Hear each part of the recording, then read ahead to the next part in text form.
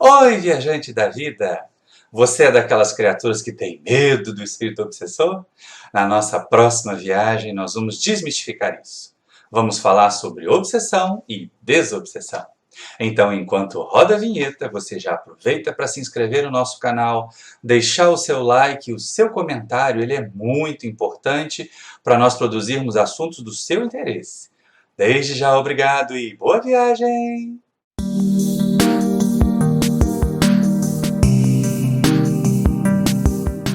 Queridos irmãos e irmãs da família espírita, boa noite. Esses momentos felizes que nós passamos aqui na Fraternidade Ramati são sempre muito caros aos nossos corações. A gente volta sempre com muito prazer, atende a todos os convites que são possíveis dentro da nossa agenda e temos criado laços carinhosos com vários companheiros daqui. Por isso mesmo é sempre prazeroso voltar a essa casa e cooperar com Jesus, cooperar com o Mestre na disseminação dessa doutrina tão importante que o Espiritismo representa para nós. Quando nós conhecermos em profundidade a nossa doutrina, nós a tornaremos o nosso instrumento de perfeição mais ágil. E é exatamente aí que entra, então, a ideia de conhecer para melhorar. A grande maioria das criaturas, às vezes, até procura uma instituição espírita, busca um centro espírita, aflita, sofrendo de alguma forma, ou até por ouvir dizer de alguma forma, que elas estão sofrendo a ação de obsessores. Aí aparece a obsessão, como sendo essa chaga que atrai muitos sofredores aos movimentos que utilizam a mediunidade como instrumento de trabalho e, frequentemente também, a gente não sabe nada a respeito disso. Obsessão não é um assunto característico do Espiritismo. Não é um fenômeno que surgiu, dadas as manifestações mediúnicas que se intensificaram no século XIX, fazendo com que o professor Rivail decidisse estudá-las e compreendê-las e apresentar para nós a codificação da doutrina espírita. Não. Obsessão é algo muito antigo.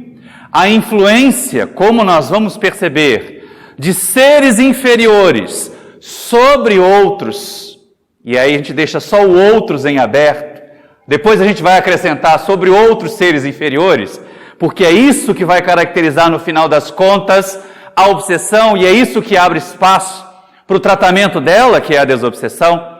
Quando nós reconhecermos as inferioridades e dermos combates a elas, não haverá mais o obsessor que tente se aproximar de nós. Mas isso é muito antigo. Em tempos mais remotos ainda do que a passagem de Jesus pela terra, porque os evangelhos estão cheios de fenômenos obsessivos que Jesus trata. Ele é o primeiro grande trabalhador da desobsessão com a técnica de orientar os espíritos sofredores que estavam a afligir os encarnados. Que esta é apenas uma forma de obsessão que existe, não é a única e às vezes nem é a mais frequente, embora seja aquela que nós gostaríamos que fosse, porque é tão bom jogar a culpa do obsessor, né? Mas antes de Jesus, naquelas doutrinas pagãs principalmente, nos povos primitivos, as forças sobrenaturais, os seres que não tinham corpos como o nosso, tudo que fugisse do comum da matéria era considerado divindade. Então eles tinham entidades benéficas, entidades maléficas. E quantas vezes há de relatos nessa mitologia antiga de deuses maléficos que tomavam conta de algumas criaturas ou que impulsionavam as criaturas para que elas agissem segundo os seus conceitos. O notório deus da guerra dos gregos, o Ares, que impulsionava e fomentava as guerras. Olha, isso não é um processo de obsessão coletiva, se nós observarmos do ponto de vista espírita. Quando chegamos aos tempos de Jesus, a obsessão já graçava. Muitas criaturas eram tidas como endemoniadas, tomadas por espíritos maléficos.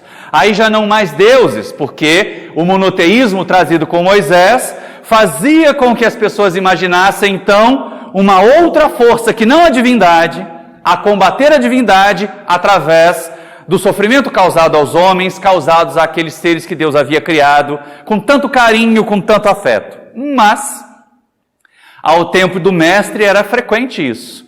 E ali nós temos várias indicações a respeito do fenômeno da obsessão e a respeito dos terapeutas, do comportamento dos terapeutas. Vem à nossa mente naquele instante, ao tratar desse assunto, aquele caso do jovenzinho, que o pai procura Jesus dizendo: ai, meu filho é endemoniado, é tomado por espíritos malévolos, uma hora cai no fogo, outra hora se joga na água, e os teus discípulos impuseram as mãos sobre ele e não o puderam curar. E aí Jesus dá aquela sutileza, né? Ô raça de víboras, até quando eu vou ter que aguentar vocês com essa fé pequena? E aí Jesus conversa com o obsessor, impõe as mãos sobre o jovem e ele se cura. E depois os discípulos perguntam: mas por que nós não conseguimos? E aí o mestre diz assim: foi por causa da vossa pouca fé. Se tiverdes fé como um grão de mostarda, direis a esse monte: põe-te daqui no mar, e ele se fará. E aí a gente começa a perceber que o fenômeno obsessivo faz parte da nossa história. Quando Allan Kardec, no capítulo 23 do livro dos médiuns, lá na segunda parte, vai estudar a obsessão, ele apresenta para nós no item 237 que é a influência que certos espíritos inferiores conseguem exercer sobre as criaturas. E ainda dita, porque apenas espíritos inferiores obsidiam, espíritos bons jamais agem assim. Então aquela história mítica: eu sou médium, eu tenho que trabalhar mediunicamente, senão o meu guia vai me castigar. Guia não castiga. Se vai propor uma ideia de castigo, de abandono, esse guia está precisando voltar para o Detran da espiritualidade, que já passou dos 20 pontos de multa faz tempo. Então é uma questão de nós percebermos que só espíritos atrasados fazem processo obsessivo. Se o guia diz que vai castigar, é porque ele, na verdade, não é guia nada, é um obsessor se fingindo de guia, e é um processo que nós vamos ver, analisado detalhadamente por Allan Kardec, e também descrito com muito cuidado, com muito carinho por André Luiz, lá no livro Nos Domínios da Mediunidade. Mas a gente começa a perceber, nesses fenômenos todos, e principalmente a época do codificador, que nem tudo é obsessão. Por mais que as pessoas gostem de jogar a culpa no obsessor, por mais que as pessoas gostem de dizer: mas eu fui influenciado para fazer isso, nem tudo é obsessão. O Espírito Viana de Carvalho chama a nossa atenção a esse respeito. E é num livrinho que não assusta ninguém, gente, porque espírita tem um medo de livro grosso, né? Se for romance, até que não, mas se for um livro de estudos que tenha mais de 200 páginas, o povo já está rachando fora. Prefere assistir sketch de 5 minutos no canal do YouTube. Nada contra, a gente também tem um canal no YouTube, gostaríamos que as pessoas até aproveitassem para visitar lá, se inscrever, apertar o sininho, não é isso, Hélio? Estou fazendo a merchan que ela me ensinou. E aí, a gente percebe que as pessoas estão fugindo de estudar. Mas o livro Médiuns e Mediunidades, ele é fininho assim. Cada capítulo daria um seminário, é bem verdade. Mas num desses capítulos, o Viana de Carvalho começa a tratar o seguinte: a doença obsessiva, vamos tratar assim, o mal da obsessão, no seu início ele se assemelha muito frequentemente a neuroses, a psicoses, até mesmo a esquizofrenias. E perdurando, prevalecendo por muito tempo sem tratamento, pode mesmo desencadear esses males mentais, pode mesmo causar inclusive dano neurológico, pela sobrecarga que vai acontecer no nosso sistema nervoso. Mas nem todos os comportamentos esquizofrênicos, nem todas as neuroses, nem todas as psicoses são de fato influência de espíritos desencarnados sobre encarnados. Muitas criaturas, e isso é tratado também na codificação, mas muitas criaturas têm esses processos da dificuldade, dos transtornos mentais, como das suas provas no processo reencarnatório. Então, há necessidade de fazer distinção, embora a dificuldade, como o próprio Viana de Carvalho diz. E Allan Kardec já tinha notado isso. Olha que coisa interessante. A época do codificador, a época da codificação, também foi a época da florescência das ciências psicológicas, do conhecer o quanto a mente em desalinho é capaz de causar enfermidades aos nossos corpos, de como um cérebro que não funcione bem faz com que a vida seja limitada àquele seu detentor. E exatamente ao observar essas coisas, Kardec faz um comentário. Quando ele fala de processos obsessivos, quando ele fala sobre a mediunidade deseducada, que dizendo que no seu tempo havia muitos médiuns tomando duchas frias nos hospícios daquele tempo, porque as pessoas não sabiam que aquilo era um processo mediúnico, que aquilo era um processo mediúnico perturbado pela ação de espíritos inferiores, descontrolado pela falta de conhecimento do médium. Então eram julgados loucos, eram julgados esquizofrênicos, eram julgados dementes, trancados nos hospícios, e o tratamento era eletrochoque ou banho frio. E a gente começa a perceber a necessidade de fazer essa distinção, até porque hoje em dia corre o risco das coisas se inverterem um pouquinho. Se Kardec dizia que no seu tempo tinha muito médium tomando ducha nos hospícios, hoje em muitas situações nós vamos encontrar muito doido recebendo espírito em reunião mediúnica, que não é espírito coisa nenhuma. É só um transtorno psicológico mesmo. É só um caso, às vezes, grave de esquizofrenia. Então o indivíduo cria aquele mito do seu guia, do seu orientador espiritual, e nem é um processo obsessivo. Então há necessidade de nós estudarmos mais esse fenômeno. E esse capítulo 23 do Livro dos Médiuns é o que Kardec utiliza para fazer esse estudo.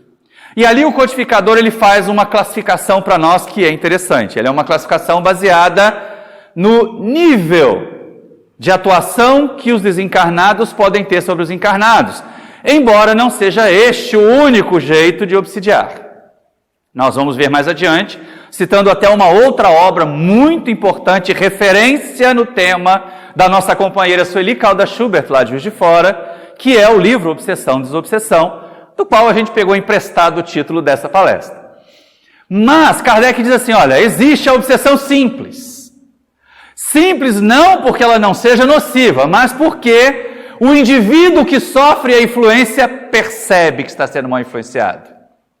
Ele nota, se médium, que a influência ou a insistência de um determinado espírito em se comunicar em detrimento dos demais começa a incomodá-lo. Ele começa a observar que alguns pensamentos que lhe são sugeridos são desequilibrantes em vez de ser pensamentos que transmitem paz. Então ele percebe, opa, eu estou sofrendo a influência de um espírito atrasado, porque espíritos bons não obsidiam. Espíritos bons não me dariam essa sugestão. Imagina que guia que ia te dizer, olha, estrangula esse indivíduo porque ele não gosta de você. Aquele fulano tem inveja de você, e criar dissidência, desentendimentos nas casas. Desconfia do dirigente da sua reunião. Isso é guia, gente? Claro que não, isso é influência obsessiva. Então, a obsessão simples, o obsidiado percebe. E ao perceber, se não é orgulhoso, se não fica melindrado com estar adoecido desta forma, busca ajuda. Busca algum tipo de socorro. Busca conhecer-se um pouco mais e principalmente fazer aquela viagem necessária para o mundo interior para identificar, peraí, por que é que eu estou sofrendo essa influência? Porque a obsessão é exatamente igual a onda de rádio ou ondas de TV que estão aí todas em torno de nós. Mas nós só vamos captar e receber aquilo que nós sintonizarmos. Se eu não colocar num determinado canal que passa muita violência, eu não vou ter cenas de violência para assistir. Se eu não colocar numa estação que só faz fofocas, eu não vou ter fofocas para ouvir. Mas quem decide qual botão do dial eu vou usar para sintonizar o rádio, qual canal da TV eu vou colocar, sou eu. Não é o produtor daquela imagem, não é o produtor daquele programa de rádio. Em termos de obsessão é a mesma coisa, e na obsessão simples, o obsidiado percebe, eu estou sofrendo influências, deixa eu perguntar para mim mesmo, o que eu fiz? Onde pode estar a falha que atraiu esse espírito? E aí nós vamos ver Allan Kardec descrevendo, principalmente no que toca aos médiuns, uma lista bem extensa de pequenas ou grandes falhas que os médiuns apresentam no seu comportamento, na sua maneira de trabalhar mediunicamente, que servem de porta que se abre ao processo obsessivo. Num nível de maior dificuldade, de influência mais sutil, Allan Kardec apresenta para nós a fascinação. E André Luiz descreve no livro, Nos Domínios da Mediunidade, como nós falamos, ser o tipo de obsessão mais difícil de ser tratado. Olha só. Não é o de atuação mais profunda, não é o de dominação mais intensa do espírito obsessor sobre o encarnado, mas é aquele que o encarnado resiste menos. Aceita às vezes de bom grado, porque o espírito fascinador, ele é um enganador. Ele se coloca na condição de ser superior, de sou o seu guia, sou o seu mentor, ninguém te compreende nesse centro, você tinha que sair daqui e fundar um centro para você, para nós podermos realizar a sua missão aqui na Terra, e vai iludindo, e vai envolvendo, e vai fazendo o médium, que escreve bobagens, que fala bobagens, que se comporta de forma esquisita na reunião mediúnica, achar que aquela é a forma mais sublime. E normalmente esses espíritos enganadores insuflam os seus médiuns, os seus obsidiados, a se afastarem das pessoas de bom senso, a se distanciarem daqueles que os podem advertir, que os podem alertar a respeito da influência inferior que estão sofrendo, porque estão a sofrer influências inferiores. E é por isso mesmo que fica tão difícil. Médium fascinado é um problema em casa espírita. Médium fascinado é um problema em reunião mediúnica. Porque dificilmente aceitará que está passando por dificuldades. Que a influência que recebe não é uma influência positiva. Alguns querem, inclusive, ser aplaudidos, reverenciados pela sua mediunidade pujante. Como nós estamos num ambiente de estudo, cabe citar alguns estudos de casos.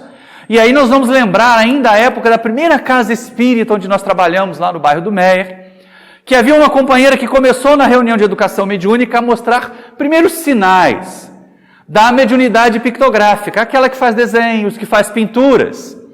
E à medida que aquilo foi se desenvolvendo, antes eram rabiscos com lápis mesmo, no papel de rascunho, mas é aquela velha história, médiuns vaidosos, médiuns que se encantam com a sua própria faculdade e dificilmente conseguem se preservar da fascinação. E aí, passado algum tempo, ela começou a comprar um estojinho com seus lápis coloridos, com as suas tintas, o papel especial, e a apresentar-se na reunião pública desenhando e fazendo pinturas. Que numa análise mais detalhada, numa análise mais objetiva, nem eram tão obras de arte assim. Cabe até uma referência interessante, existe um esquete de humor do grupo Espirituosos sobre os tipos de mediunidade. A verdadeira mediunidade é o título que aparece na capinha. Então procurem lá no YouTube, Espirituosos, a verdadeira mediunidade, e aí vocês vão ver, ela faz aquele bonequinho de bolinha, 2 pauzinhos, né? Olha só, é uma obra mediúnica, arte espírita, gente. Tenha dó. Quando a direção da casa percebeu que aquela criatura estava a se desviar por um processo obsessivo, para não melindrar, olha só como é que a gente às vezes tenta ter cuidado para não melindrar, acaba melindrando, né? Resolveu que a mesa que ficava ali na reunião pública, onde aquela médium produzia suas pinturas, seria levada para uma sala reservada. Que as pinturas seriam analisadas primeiro e mostradas numa reunião subsequente. Ela se aborreceu tanto com não acreditarem que o guia dela estava pintando, pegou a sua malinha de tinta, pegou seus papéis especiais e foi embora do centro, nunca mais voltou. Além de orgulhosa, suscetível, está lá nas características de médiuns imperfeitos que Allan Kardec destaca para nós, e que essa dos médiuns suscetíveis tem um comentário precioso do Espírito Erasto. Deixai que se vão pavonear algures, em outros lugares, nada perdem as reuniões que ficam privadas dos médiuns suscetíveis, dos melindrados. E é o Espírito Erasto quem nos diz isso. Bom, então a fascinação tem essa característica complicada. De eu é que não sou compreendido, o meu guia que é o melhor de todos, os outros estão errados. E aí apresenta, olha só que mensagem bonita que eu recebi do meu guia. Você disse, mas espera aí, isso aqui não é muito condizente com a doutrina. Ah, você que está obsidiado. E as pessoas às vezes usam isso. Ontem na palestra lá em Piraí, eu tive até a oportunidade de falar. Algumas situações a gente transforma a obsessão em caça às bruxas, não é? Igual acontecia em filme de faroeste, que quem sacava primeiro acabava levando vantagem, ou como na Idade Média, naqueles concílios em que quem excomungava primeiro acabava ficando em vantagem porque o outro perdia os poderes sacerdotais e não podia excomungar de volta, a gente no movimento espírita de vez em quando usa isso. Para tentar desacreditar alguém que está contra as nossas ideias, a gente começa, fulano está obsidiado. Olha só, fulano está obsidiado, só pode ser espírito perturbador. Como é que pode questionar o meu guia assim? Isso se chama fascinação. Deste que acusa, muito mais do outro que observa que tem alguma coisa errada nessas comunicações. E Allan Kardec também adverte o quanto é difícil despertar o médium fascinado. Normalmente, acaba se desentendendo, acaba se isolando, acaba fundando uma instituição para si, cheia das esquisitices que aquele espírito fascinador deseja implementar para confundir as pessoas. Porque é isso que nós temos que ter cuidado. Quando nós referenciamos numa instituição espírita que nós precisamos ser fiéis à codificação, não é porque nós tornamos o Pentateuco os nossos livros sagrados, mas porque através da mensagem contida na codificação, nós seremos capazes de discernir o que é racional e o que não é, em termos de fenômenos espíritas. Então, o espírita que não estuda o livro dos espíritos nem é espírita de verdade. Médium que não estuda o livro dos médiuns nem é médium de verdade. Porque não sabe a base do que deveria fazer, pelo menos numa instituição espírita. Pelo menos não é um médium espírita, nós poderíamos dizer. Porque a mediunidade graça em todas as outras formas religiosas de pensar. As igrejas neopentecostais estão aí cheias de exibições de mediunidade. Outras formas que trabalham também as doutrinas de origem africana têm a mediunidade como um dos seus instrumentos de trabalho. Mas, se nós estamos numa instituição espírita, pautemos o nosso trabalho espírita pelo livro dos médiuns, pelas obras subsidiárias sérias que tratam desse assunto. E a obsessão é, então, esse drama que vai assolando principalmente as reuniões mediúnicas. Vai complicando o trabalho, vai comprometendo algumas casas ao ponto de o espírito Manuel Filomeno de Miranda escrever uma obra que nos adverte, que nos alerta para ver se a gente acorda antes de acontecer na nossa casa, antes de acontecer no nosso movimento, antes de acontecer no nosso seu, que é o livro Perturbações Espirituais, em que a advertência é de que, cansados de atacar o espiritismo de fora para dentro, agora alguns espíritos muito inferiores estão buscando atacar de dentro para fora, insuflando as nossas vaidades, os nossos interesses materiais. E quantas casas espíritas estão virando mais clubes sociais do que instituições espíritas de fato? Sugiro a leitura aprofundada, sugiro o estudo aprofundado desta obra de Manuel Filomeno, principalmente pelas diretorias, para que nós fiquemos alertas com relação a esse tipo de ataque que as sombras estão realizando em relação ao movimento espírita atual. O terceiro nível de influenciação, o mais grave, aquele que é mais patente, Allan Kardec classificou como subjugação em O Livro dos Espíritos. Subjugação, na verdade, é que o espírito consegue tanto domínio, tanta influência sobre a mente do médium, que ele o faz agir corporalmente, que ele o faz ter comportamentos esquisitos. Citando inclusive o caso da subjugação de um homem no seu tempo, Allan Kardec, que não era, como diz o codificador, nem jovem, nem bonito, mas que passava uma donzela diante dele e ele se ajoelhava e pedia em casamento. Então, claro, ali a gente percebe nitidamente o fenômeno da subjugação. E ele sabia, ele se sentia constrangido, ele não conseguia resistir, porque se aprofundou demais. Agora, toda obsessão começa lá na obsessão simples.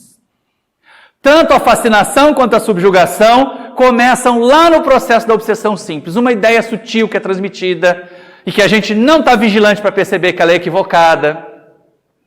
E a partir dessas perturbações nós vamos cedendo espaço, nós vamos cedendo mente, nós vamos cedendo as nossas forças de bom grado até para os obsessores, e a obsessão se aprofunda aos outros dois níveis.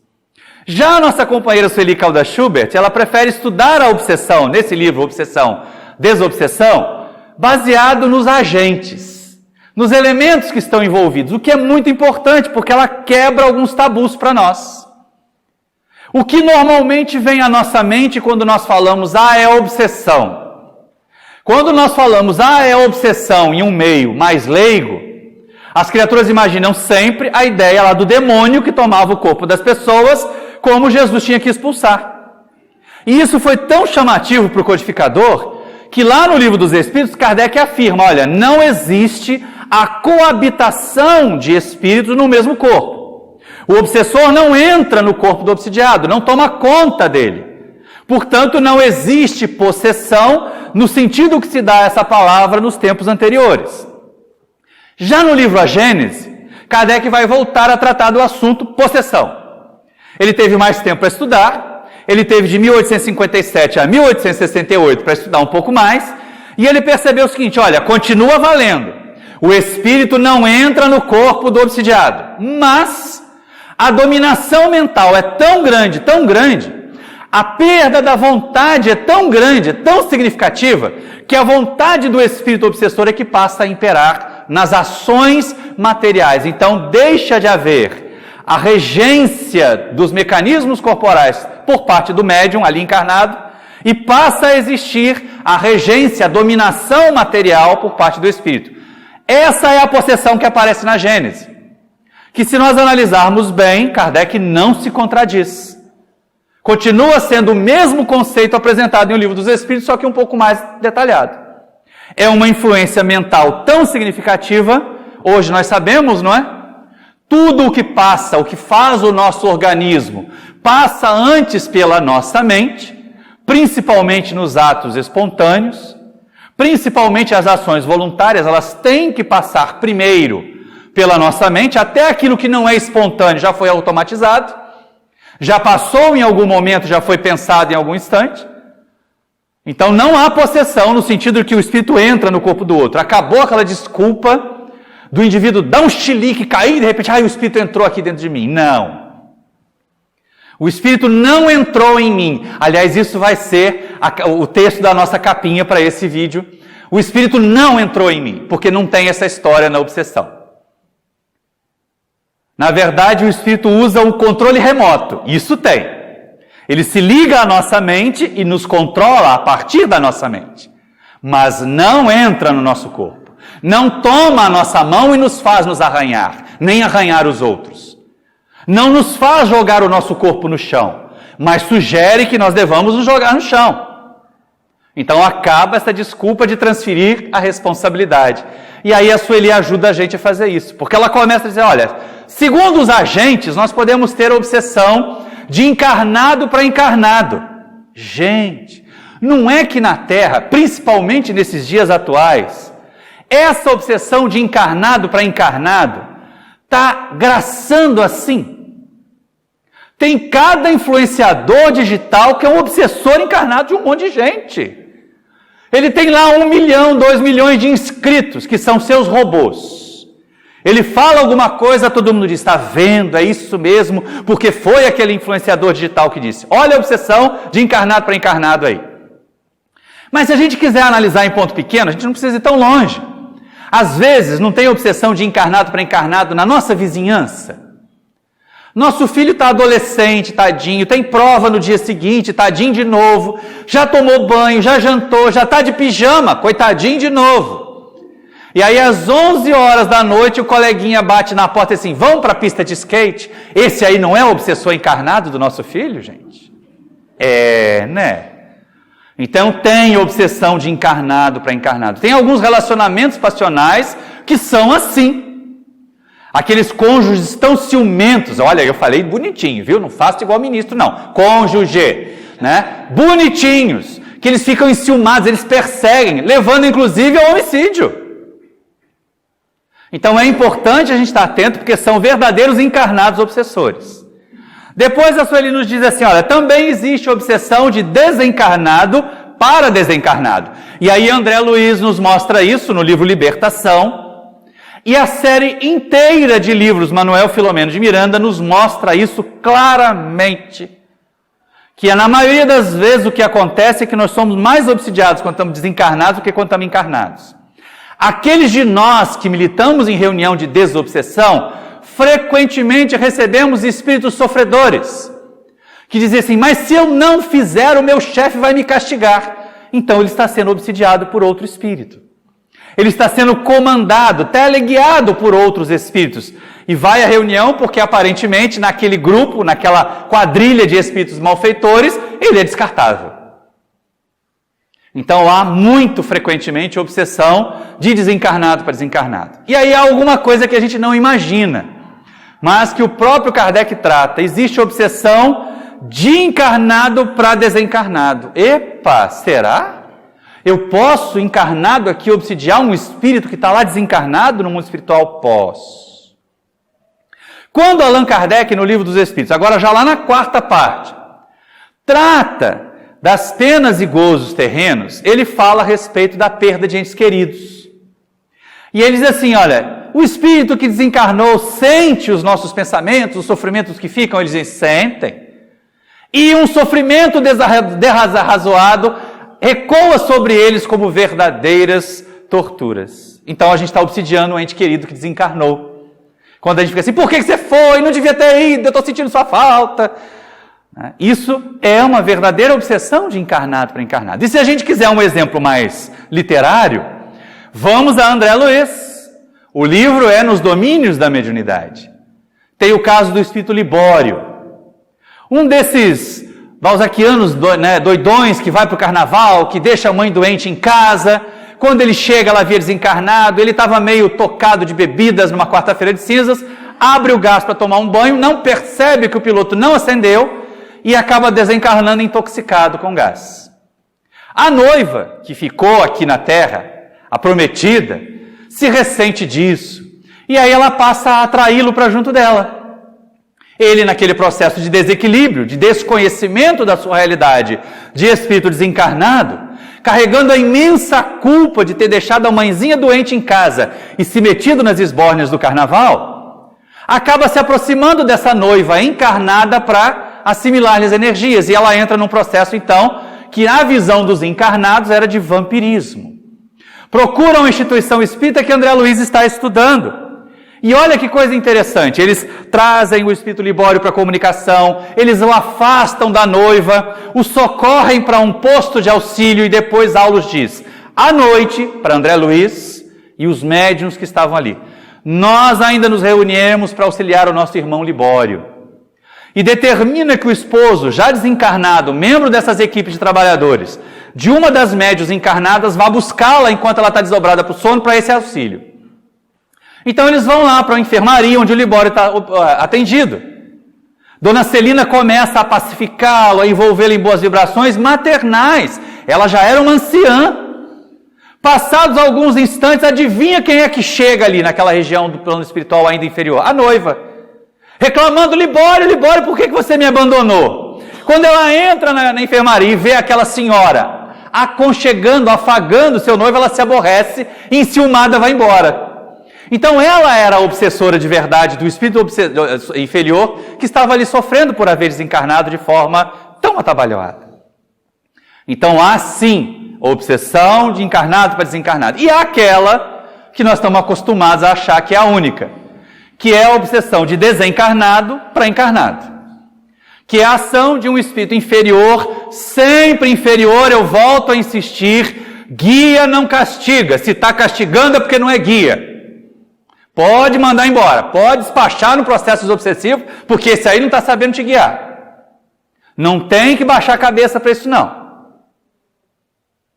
E aí a gente começa a perceber assim, mas será que é tão fácil? Será que o Espírito entrou em mim e pronto? Isso é título de filme, por isso que a gente vai fazer a thumbnail, um Espírito não entrou em mim. Porque é exatamente o que acontece quando a gente vai fazer a terapia da desobsessão. Entender que o Espírito não toma conta da gente.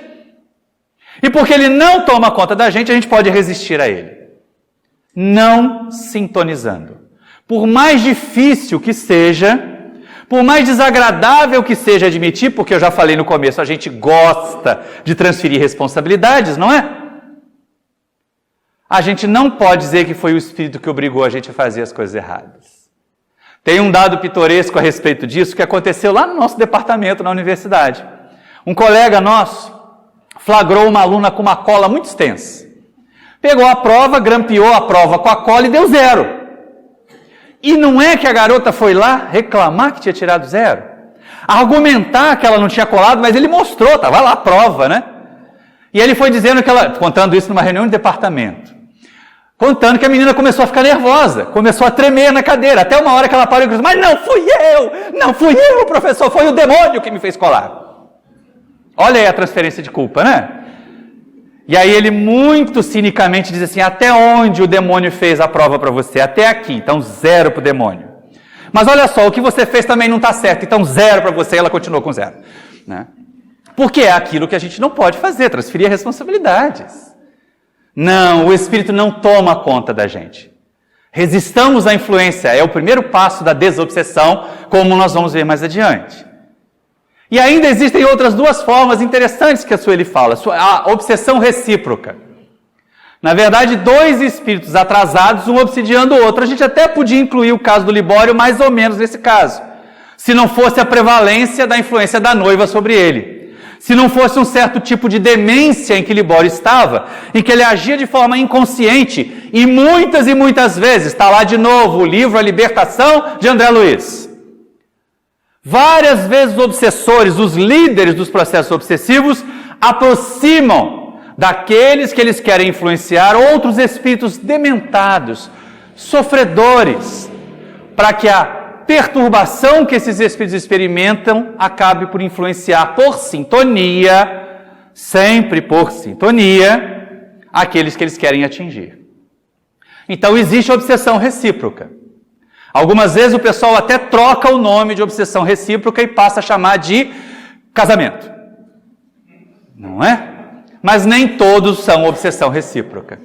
Como existe também, diz Sueli Caldas Schubert, a obsessão, a auto-obsessão, em que o indivíduo é responsável por obsidiar a si mesmo.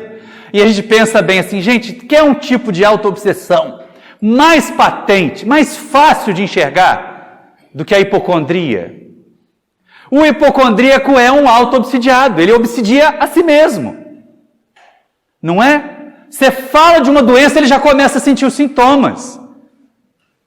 Ou então é pior, ele quer ter mais doença do que todo mundo. Porque você, olha, eu tenho que tomar cuidado, eu diminuí um pouco o carboidrato, porque a minha glicose chegou a 90, a minha já está em 600, é assim que eles fazem.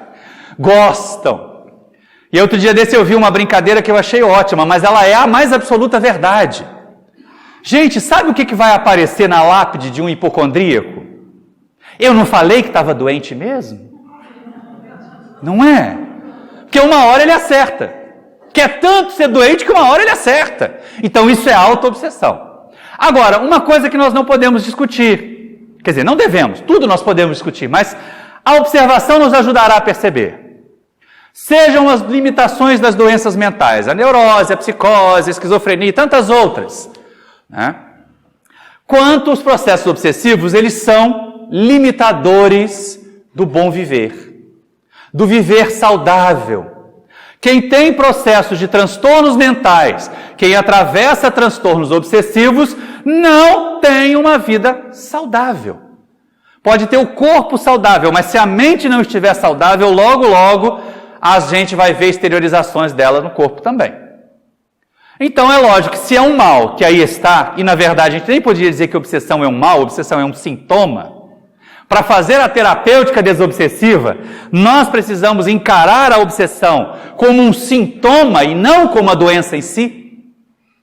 Um sintoma causado por falhas, por anomalias que estão frequentemente dentro de nós, na nossa maneira de viver, na nossa maneira de proceder, nos nossos pensamentos, no nosso comportamento. Aí nós vamos então pensar na terapêutica desobsessiva. E aí a pergunta que fica, muitos até chegaram ao atendimento fraterno, lá no Paulo de Tarso é frequente. Eu vim aqui fazer atendimento fraterno porque disseram que fizeram macumba para mim, eu preciso que vocês me ajudem. Tá? É tão bom botar a culpa no obsessor, né? No vizinho macumbeiro, nessas coisas todas. Mas, gente, isso não funciona. Então, terapêutica desobsessiva, basta a reunião mediúnica? Basta pegar o nome da pessoa e levar para a reunião mediúnica? Já pensou, Erivete, se fosse simples assim? Não ia ter ninguém obsidiado no mundo, gente. Porque o que não falta é mãe desconsolada, é tia preocupada mandando o nome de sobrinho, de filho para a gente colocar na desobsessão. É vizinho preocupado com vizinha bêbada, ou vizinho bêbado levando o nome do vizinho para colocar na reunião de desobsessão. E nós não vamos nos negar a fazer preces. Nós não vamos sequer nos negar a levar esses nomes, mas com a intenção de ajudar pela prece. Porque só a reunião mediúnica não vai dar conta desse processo. Imagina só, alguém aqui seria inocente. Eu vou usar a Ellen de vítima. Mas imagina que alguém pede para colocar o nome da Ellen na reunião de desobsessão, porque ela está obsidiada. Aí a gente leva o nome. E o Espírito aparece lá, olha, eu sou o obsessor da Ellen, eu vim aqui para vocês me orientarem, ela foi lá para a festa rave. Você acha que ele vai? Ela está chacoalhando o esqueleto lá na boate, eu quero ir lá chacoalhar o perispírito também, mas eu vim aqui para vocês me educarem. Você acha que o Espírito vai fazer isso? Nunquinha da Silva, né, gente? Então, a terapêutica desobsessiva, ela vai ter 3 agentes. E olha que coisa importante quando a gente usa os dedos da mão, né? Tem sempre um agente que é mais importante que o outro. Ah, sim, a reunião de desobsessão é o agente do meio. Ela é importante. Para que haja a terapêutica desobsessiva, nós precisamos atuar sobre os desencarnados que estão sofrendo. Mas a reunião mediúnica de desobsessão, ela é terapia para desencarnados.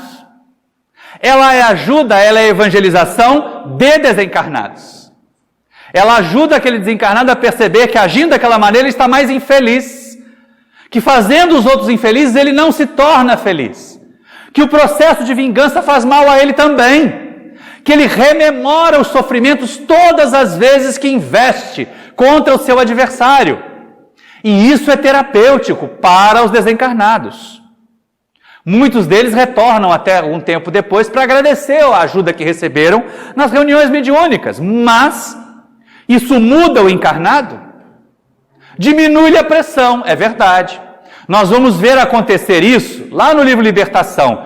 Como é que os benfeitores espirituais ajudam a terapêutica desobsessiva da personagem Margarida? Eles começam ajudando o Saldanha, o espírito obsessor-chefe. Eles começam ajudando o hipnotizador que estava perto dela, eliminando a influência desses espíritos para que ela tenha um alívio vibracional e possa voltar à lucidez. Porque naquele caso da Margarida já havia perda de lucidez. Mas também vão atuar recomendando que eles busquem uma instituição séria. Uma organização espírita que oriente a família e oriente aquela paciente para que ela faça tudo o que for necessário para curar-se do processo obsessivo. E aí, como eu falei, aparece então mais um elemento, além da reunião mediúnica, que é o dedo mindinho, tá? É a família. Gente, família desequilibrada é porta aberta para obsessão, não é? Família doida, família que briga muito, família que não se entende, família com ausência afetiva, é porta aberta para obsessão. Mas não é determinante. Ajuda muito quando a família se equilibra. Porque é mais ou menos como aconteceria com aquelas famílias doidas que colocam um filho para fazer terapia de desintoxicação química numa dessas clínicas. Ele passa lá 9 meses fazendo abstinência, mantendo-se longe do álcool, das drogas. Aí quando ele tem alta, a família dá um churrasco com cerveja para comemorar. Faz sentido essa família? Essa família está ajudando o alcoólatra, o dependente químico? Não está. Da mesma maneira o obsidiado. Ele vai ao centro, ele ouve a mensagem do Evangelho, ele toma passes. A reunião mediúnica alivia a pressão dos espíritos desencarnados sobre ele. Aí ele chega em casa e passa uma panela voando na frente dele porque os pais estão brigando. Não ajuda, mas não determina. E há casos em que a família inteira é obsidiada. Nossa recomendação de leitura agora é o livro Dramas da Obsessão, da tia Ivone Pereira, em que uma família inteira sofre a influência de espíritos vingativos. E aí a gente vai ver como que o Dr. Bezerra de Menezes atua para ajudar essa coletividade. E, de novo, ajudar essa coletividade de enfermos, porque o encarnado é enfermo, mas o desencarnado também é enfermo. E para ajudar essa comunidade de enfermos, eles vão começar pelos desencarnados, por aliviar os sofrimentos dos desencarnados, para que eles parem ou diminuam a influência sobre os encarnados. Mas eles normalmente dizem, principalmente nas nossas reuniões mediúnicas, que a gente ouve bastante, eu Mas se continuar fazendo besteira, eu volto. Eles ameaçam assim, porque as pessoas às vezes atraem. Pelo seu comportamento, elas atraem. E aí aparece o dedo maior aqui, né? Eu sempre vou botar junto, que é para não fazer nada de feio. Mas o agente mais importante da terapêutica desobsessiva é o encarnado obsidiado. É aquele que sofre a influência, seja de um outro encarnado obsessor, seja de um desencarnado obsessor, seja dele mesmo. Se não houver mudança de comportamento, e aí por mais que doa, é necessário perguntar, peraí, o que eu fiz? Onde estão as minhas falhas morais que permitiram que esse espírito se aproximasse de mim? Qualquer um de nós que aqui esteja em tratamento desobsessivo, não se sinta humilhado de fazer isso, não é útil. É importante que seja feito. Então, cabe a esse indivíduo que sofre influência de maus espíritos, primeiro, eliminar as chagas, eliminar as causas, as tomadas, onde o pensamento do obsessor vai se vincular para influenciá-lo negativamente. Numa segunda etapa, e aí cabe a reunião pública, e cabe a evangelização. Gente, a gente trocou de data, eu estava ouvindo a mensagem da Erivete hoje de novo, exatamente para a gente, como é importante a gente investir em evangelização de crianças e de jovens. Dar espaço para os nossos jovens se tornarem trabalhadores. Porque aquilo é a obsessão que dá mais certo no centro espírita. A desobsessão. Aquela é a terapêutica desobsessiva que funciona como vacina, como prevenção. Muitas vezes a reunião mediúnica vai funcionar como um CTI. Vai dar jeito para os desencarnados, mas nem vai dar tanto jeito assim para o encarnado. Mas lá na evangelização da infância, você está desobsidiando espíritos que reencarnaram, às vezes, com um fardo pesado. Lá na nossa juventude, quando você coloca os jovens para fazer a recepção, eu senti falta hoje. Normalmente, quando eu venho, os jovens estão recepcionando lá na frente. Quando os jovens trabalham na recepção, quando eles realizam tarefa de estudo doutrinário, eles estão se integrando no trabalho, estão se desobsidiando. Nesse período em que a internet é o maior obsessor dos nossos jovens, como é bom ter os nossos jovens vindo à casa espírita para trabalhar. Façamos isso mais vezes até. Porque é isso que vai garantir a continuidade das casas espíritas. Já fui fazer palestra em centro espírita que o mais novinho tinha 60 anos. Na casa. Então imagina como é que vai ser daqui a algum tempo. Quando todo mundo desencarnar, vai ser um centro espírita só de espírito. Não é o que a gente quer. A gente quer um centro espírita para as pessoas virem e aprenderem a doutrina e trabalharem o seu próprio crescimento. Então, a transformação do obsidiado, uma reunião como esta, que ministre evangelho, que fale sobre as causas, que fale sobre a nossa capacidade. Nós temos o poder de vencer a influência negativa que exerçam sobre nós. É só não sintonizar com ela. Claro que tem que fazer esforços. Claro que tem que mudar comportamentos. Não dá para eu deixar de... Porque muitas vezes a gente diz assim, eu bebo porque eu sou obsidiado. Não, você é obsidiado porque bebe. Eu fumo porque eu sou obsidiado. Não, você é obsidiado porque fuma. É dependente químico porque é obsidiado. Não, é obsidiado porque é dependente químico. A obsessão vai ser sempre consequência da falha moral. Vai ser sempre consequência do mal moral. Está lá, Livro dos Médiuns, Diretriz de Segurança e tantas outras obras sérias que colocam nesses termos. Então não tenhamos vergonha, não é vergonha nenhuma reconhecer que erramos. Vergonha é dizer, eu não sei, eu não lembro, eu não duvido da autenticidade disso que estão falando de mim. Isso é que é vergonhoso. Saber que errou e fingir que não está errando. Isso é vergonhoso. Admitir que errou e fazer esforço para corrigir não é. E faz parte da terapêutica desobsessiva. Ora, nós temos coragem de fazer dieta, nós temos coragem de fazer esforços para passar e conquistar uma carreira, por que não faremos esforços para vencer pensamentos negativos que nos são impostos? Teremos sim. Conseguiremos sim. Tornar o obsidiado o agente da sua própria cura. É a grande tarefa das instituições espíritas. E aí a gente começa com aquele tripé, reunião mediúnica, obsidiado, família, mas a maior parte da tarefa será do obsidiado. Mudar os comportamentos, mudar os ambientes que frequenta, mudar os pensamentos que assimila e mudar as ações. Ora, Um companheiro nosso muito querido, lá do interior de Minas, já dizia assim: não tem desobsessão melhor do que campanha do quilo, gente. O obsessor é preguiçoso. O obsessor não vai acordar no domingo às 8 horas da manhã para fazer campanha do quilo de jeito nenhum. Então ele larga da gente e vai obsidiar outro que está mais acostumado à televisão com controle remoto. A ficar na internet, no WhatsApp até 2 horas da manhã. É esses que os obsessores gostam, porque estão ali acomodados. Quem está trabalhando no bem, quem está trabalhando com Jesus, quem está se envolvendo numa visita a um hospital, a um asilo, a algum lugar onde haja mais sofredores do que nós mesmos, está se desobsidiando.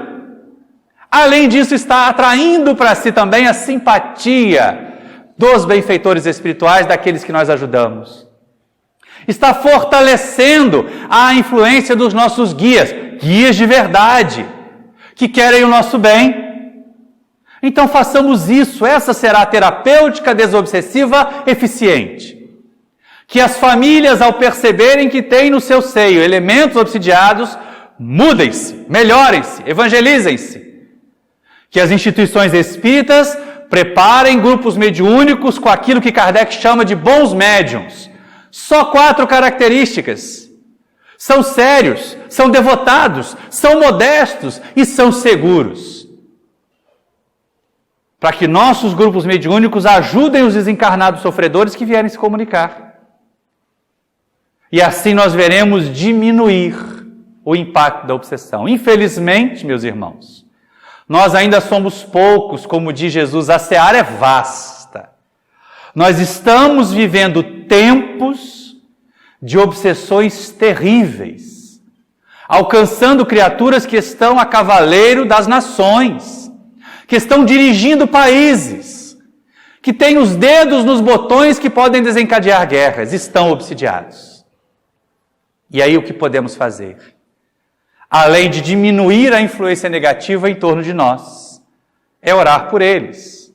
Mas se eles não quiserem melhorar, nada fará, a não ser o processo da dor. A não ser aquele processo que Viana de Carvalho relatou lá, nos médiuns e mediunidades. Durante longo tempo, a obsessão, ela pode desencadear de fato os problemas mentais ali relatados. Como é importante nós nos tornarmos autores da nossa própria cura, realizadores do nosso próprio bem-estar. Diante do desafio de vencer a obsessão, nós sintamos capazes, nós somos capazes de vencer a influência negativa que queiram exercer sobre nós.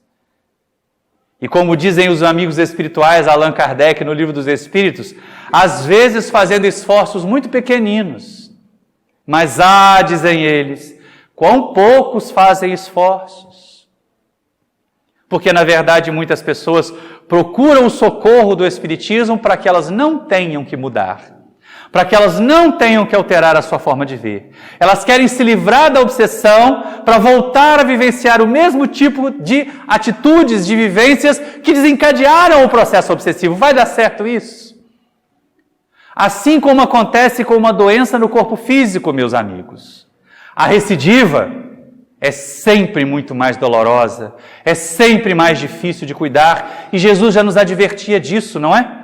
Quando o espírito imundo deixa a casa de um homem, não é? Ele sai, encontra a casa varrida, limpa, e depois ele vai e chama outros espíritos piores que ele, e a casa fica pior do que era antes. E aquele homem fica pior do que era antes. É aí a recidiva do processo obsessivo. Daí Jesus a dizer, quando alguém era beneficiado, quando tratavam o obsidiado, não tornes a errar, para que não te aconteça coisa pior. Não tornes a pecar, para que não te aconteça coisa pior. Porque a recaída sempre vai ser mais difícil de tratar.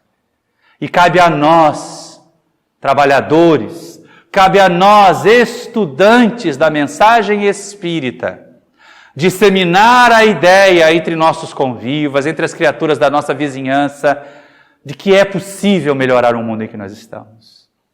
Comecemos por desligar a nossa mente das fontes de mensagens ruins, das fontes negativas de informações. Não é alienação, nós não devemos ser alienados. mas certamente nós podemos alimentar menos o ser espiritual que nós somos com o lixo mental que vem sido veiculado aí pelos meios de comunicação.